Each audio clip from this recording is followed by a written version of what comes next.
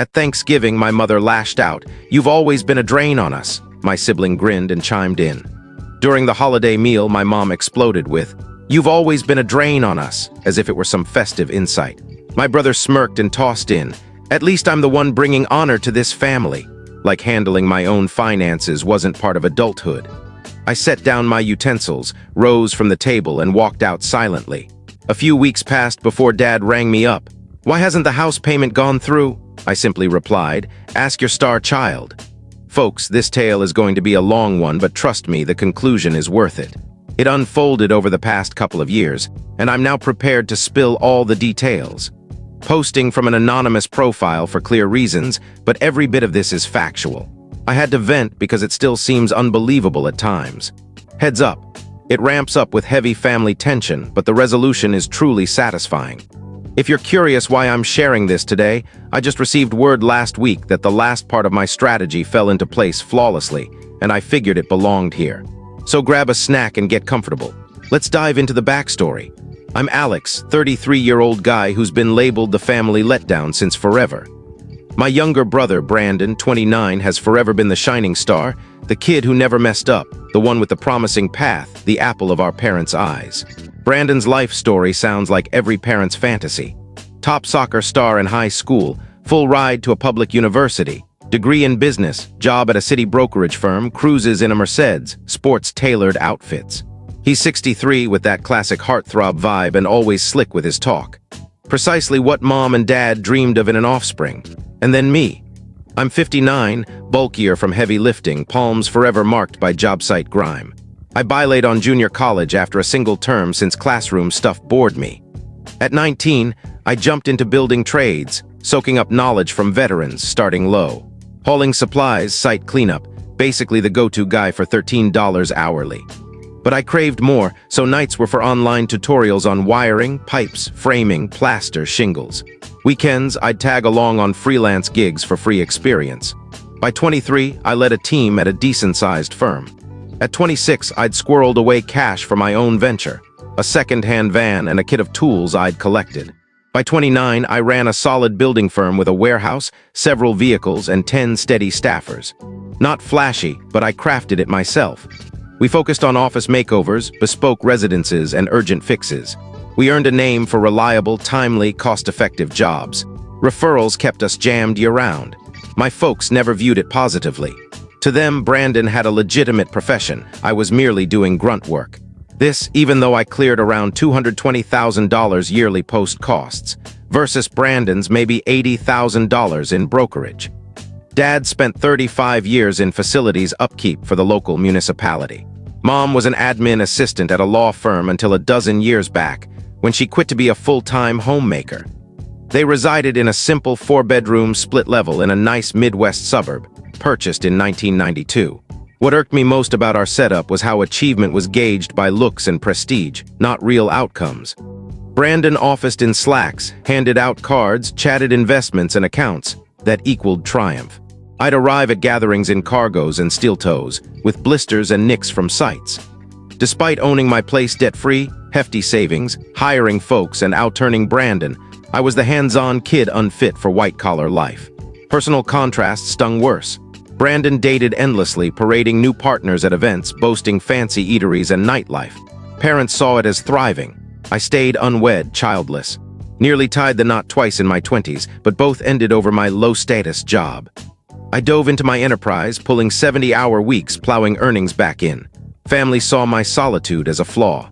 This imbalance simmered for ages, but the storm hit 3 years ago. It kicked off on a Wednesday in April 3 years back. Dad was servicing the Civic Center's cooling unit when he tumbled from a scaffold, wrecking his spine. Think 3 bulging discs, major nerve issues, constant agony that killed his job at 59. Early bills crushed. ER, scans, docs, therapy twice weekly. Insurance picked up some, but deductibles and extras hit $900, $1,400 monthly beyond norms. Worse, Dad couldn't labor. Docs pushed medical retirement, slashing his pay from $3,500 monthly to $2,400 in benefits. Bills unchanged. $2,100 mortgage, $420 car notes, power $250, $350 seasonal, coverage, food, upkeep on a 30-year-old pad. Mom, jobless for years, refused even part-time gigs, deeming it demeaning after her contributions. So, they turned to me, not Brandon with his biz smarts. Me, the underachiever too dim for desks, but savvy for cash woes. It began mildly. Alex, bud, spot us for dad's therapy this time? Temporary. Then Alex, mortgage short, cover the gap. Soon, Alex were tight. By half a year, I footed their full $2,800 monthly deficit. All of it house note, health gaps, utilities, groceries, auto house fixes. Over 3 years, $110,000 plus to keep them afloat. What burned, Brandon gave zilch. At every bash, he'd brag clients, deals, or vacays with dates, but no spare for parents. And they never pressed him, assumed I'd manage since he had big duties. No thanks amplified it. My payments, routine. Brandon's $120 necklace for mom, Facebook glory for her winning son. While I averted shutoffs and seizures for 36 months straight, crickets, boiling point. Last Thanksgiving, Brandon arrived with his latest flame, Sophia. She was a nightmare. Sophia, 25, way above Brandon's pay grade looks-wise, dyed platinum locks, enhanced figure, fillers, full social media starlet kit. She posed as a digital marketer with 35,000 fans, pushing gym selfies and diet pills. From entry, she snapped pics everywhere, stories captioned, "Holiday vibes with my fab guy's awesome clan." Mom adored her instantly. Sophia, dish on your venture, thrilling entrepreneur life. Sophia's venture. Bikini shots peddling shakes to kids, but mom acted like she led a megacorp. Dinner revolved around Brandon Sophia. Mom quizzed him on work, salary climbs, promotions, ride, future, subtle fortune hunting. Parents bought it as awe for his drive. I, as usual, aided in the galley since dad's pain barred long stands. Lugging pots, serving while others mingled. At table, Sophia pivoted to me with faux charm. "So Alex, Brandon said you do building stuff?" "Building stuff like ditch digging." Tone, veiled scorn plus sympathy. "I run a building firm," I said evenly. "Grown it solo over 11 years. "Oh, how genuine. Cool your fam has a manual trades guy. Gotta have those roles, huh?" Manual trades like dirt. Before retort, mom piled on. "Alex is the handy sort. Not all manage high-stakes office gigs like Brandon." Gut punch, but I stayed stone-faced. Brandon, flexing for Sophia, added, "Yeah, Alex is the go-to fixer. Always handles stuff." Handles stuff, wink, they knew I funded them, all aware, zero thanks. Later, Sophia on plans, mom gushed. "Brandon'll give us grandkids galore, he's family man bound, Alex, wed to work." Some ain't built for it. Not built for it after funding their roof. Brandon chuckled, but Alex is reliable like clockwork. Reliable, tool, not kin. Illusion shattered, I was wallet, not family. Post-holiday, I noted ignored red flags. Brandon splurges on eats, getaways, gear, but zilch for crises. Flashy at events, ghost on money talks. Double standards, Brandon's trinket, praise. My monthly $2,800, nada. In March test, skipped mortgage once, curious on notice time. 3 days, mom frantic call. "Alex, bank flagged payment mistake." Not will sort, assumed my error. "Busy with office redo, I'll fix." Did but mindset flipped. Obligation gone, dug into Brandon's finances. In mid-sized town like ours, think Ohio burbs, construction nets contacts, bankers, agents, insurers. Casual queries, Brandon's firm role, pay, truth, no big shot broker. Junior sales rep, 72K base plus spotty bonuses. Bank pal, overdrafts, cards maxed, lease lags, debt-fueled life. Merced $700 mo, 11% income, loft $2,200 mo, 55% pay. Outings, trips, clothes, plastic. Sophia's career. $400 mo tops from ads. But she pushed spends, dinners, shops, spas, ring dreams. Cousin spilled, Brandon spread I was tanking business, explaining my singleness. Tanking, I had $410K saved, debt-free assets, overflowing jobs. He smeared to uphold his facade. Enough. April, cut aid cold. No autos, ignored please. See survival sans me. 7 weeks, unravel. Mortgage begs, bill worries, health panics. Mom, lose home if you don't help like always. Like always, after belittling. Brandon's mask cracked, commissions dipped, Merced's repoed mid-May. Sophia bolted weeks later, soon installing with a gym chain owner. Mom wept on calls, Ray dad's stress, no apologies for slights. June, Brandon's humbled plea, help transition, learned lessons. Listen then, Sophia's where? Pause. Split mutual. Dumped post-cash dry up, complicated. No simple position perfect. They missed, sans $2,800 mo drain invest. Banner year, bought 4 vans, added 7 staff, big bids. Cleared $350K, 2-year backlog. Ventured rentals, triplex netting $3,800 mo. Snowballed, another, then complex. By autumn, 9 units, 21K passive monthly. Wealth built while they scraped. Irony, rentals flagged distress sales. Monitored Leon's auctions, September, their pad and notices. 4 months back, auction November. Watched childhood spot sink, could save, but let stew. October. Brandon's begs, Sophia gone, job slipping, eviction loom. Angry valid but homeless, family. We family when cash needed. Plan, loan pending, credit hit.